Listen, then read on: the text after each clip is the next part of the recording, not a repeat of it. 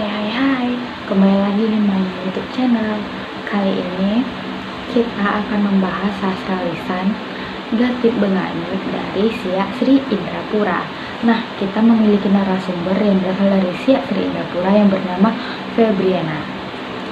Nanti kita akan mendengarkan penjelasan dari Febriana bagaimana sih Gatip Bengayut itu, oke? Nah guys, pembahasan yang pertama kita akan membahas tentang apa sih itu gatip dan apa sih itu bengayut. Jadi kalau misalnya digabungkan apa sih itu gatip bengayut nanti akan dijelaskan oleh narasumber kita. Baiklah, saya akan menceritakan tradisi yang ada di daerah Siak Sri Indrapura, yaitu Gatip Bengayut. Gatip Bengayut ini gatip yaitu zikir bengayut, sedangkan kita tuh hanyut. Jadi Gatip Bengayut ini kita tuh berzikir di atas perahu dengan mengikutkan arus sungai. Pembahasan yang kedua yaitu Gatip Bengayut dilakukan pada saat apa dan kenapa. Nanti akan dijelaskan oleh narasumber kita. Gatip Bengayut ini biasanya dilaksanakan dalam setahun sekali, yaitu di bulan Safar. Jadi biasanya Gatip Bengayut ini dilaksanakannya setelah sholat Isya.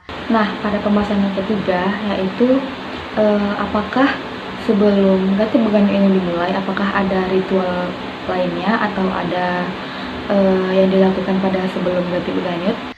Setelah sholat Isya, sebelum kita berganyut, kita tuh membaca Al-Quran. Setelah membaca Al-Quran, baru kita berganyut. Itu tuh bertujuannya untuk menolak bala. Selanjutnya, kita akan membahas pembahasan yang keempat, yaitu kenapa sih pada zaman sekarang Gatip Bengayut itu tidak dilaksanakan di Siak Sri Indrapura, dan kita jarang sekali mendengar Gatip Bengayut itu yang berasal dari Siak. Dulu tradisi Gatip Bengayut ini sempat hilang termakan zaman, tetapi pemerintah mengangkat kembali agar ini menjadi tradisi yang ada di Siak, kita lestarikan lagi. Dahulunya orang Siak nih waktu Gatip Bengayut tuh sering menaburkan bunga di Sungai Siak nih. Tapi seiring datangnya ajaran Islam ke daerah Kabupaten Siak, jadi itu tuh dihapuskan karena itu tuh kan termasuk syirik gitu.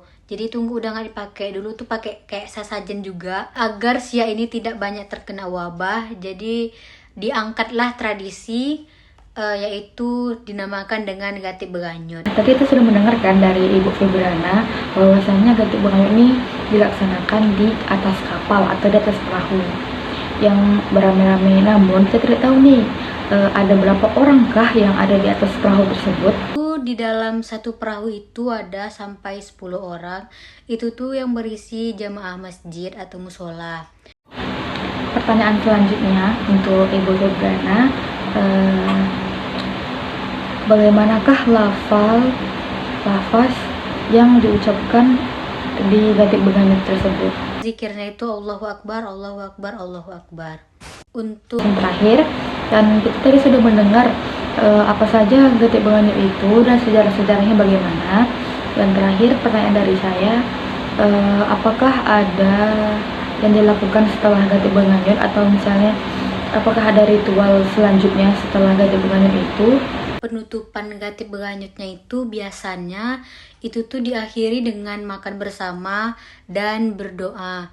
Itu dipimpin oleh para imam-imam yang biasanya mengimami jamaah yang ada di masjid atau di musola. Sekian cerita yang dapat saya sampaikan tentang budaya yang ada di Siak, yaitu Gatip Bengayut. Terima kasih. Nah, terima kasih kepada Ibu Febriana yang telah menyampaikan penjelasan tentang Gatip Bengayut dari Siak. Saya menambahkan penjelasan sedikit bahwasanya Gatip Bengayut ini tidak digayakan dan tidak naratif. Namun ada beberapa barang yang digunakan di Gatip Bengayut tersebut. Yang pertama ada sesajen, yang kedua ada obor, yang biasanya masyarakat tersebut menggunakan obor untuk berzikir pada malam hari. Dan yang terakhir ada perahu. 3 tersebut, namun tidak digayakan. Terima kasih.